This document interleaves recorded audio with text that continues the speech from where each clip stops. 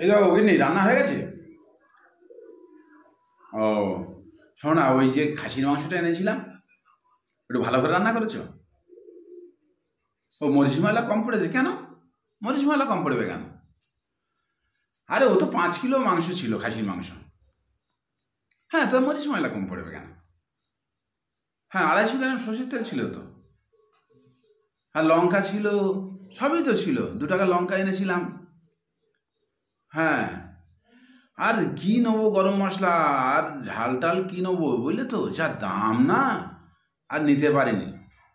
তো এই মাংসটার প্রতি একটু লোভ হয়েছিল বলে 5 কিলো নিলাম। হুম। আর শোনো না, কি রান্না করেছো? শুধু মাংস করেছো? শাক ঠাক ভেজেছো? ডাল টাল করেছো? ও, শুধু মাংস ভাত দিয়ে ভাত খাওয়া যায় বলো? একটু পাঁচ পাঁচ রকম সবজি টবজি থাকবে, ভাল লাগে।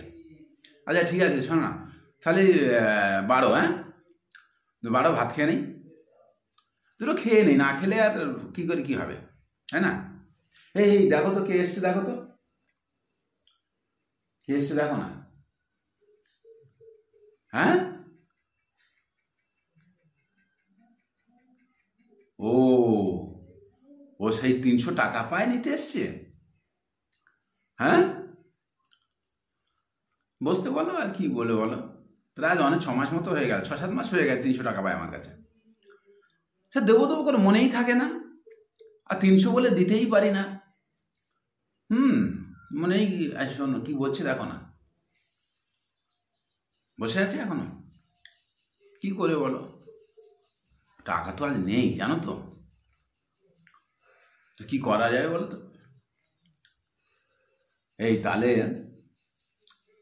বসতে বলো, দুটো ভাত খেয়ে নিই, ভাত বাড়ো,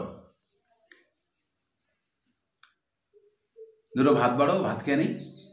আর ওনাকে জিজ্ঞেস করো খায় কি না। কি বলছে? খায় বলছে? ভাত বাড়ো, এসে গেছে এখন দুপুরবেলা। অতিথি নারায়ণ ভগবান, ও তো সব উপর আল্লাহ পাঠায়, কার বাড়ি কখন অতিথি আসে সবই ওপর আল্লাহর খেলা। দুটো ভাত দিয়ে দাও। হ্যাঁ, এই শোনো না, ভুল করে মাংস দেবে না। বলবে এখন 300 টাকা পাই, দিতে পারছে না, খাসির মাংস দিয়ে ভাত খাচ্ছে, এরম বলবে। তার থেকে বরঞ্চ এক কাজ করো, ওই ডাল করেছো বললে না, ডাল করেছো আর একটু শাক ভাজা দিয়ে আমাদের ভাত দাও, খাসির মাংস পরে খাবো, দরকার রাত্রি খাবো, দরকার কাল খাবো। সামনে গোড়া খাসির মাংস বার করলে লোক রাগারাগি করবে, বলে আমি 300 টাকা পাই, দিতে পারছে না, খাসির মাংস দিয়ে ভাত খাচ্ছে, বুঝলে না।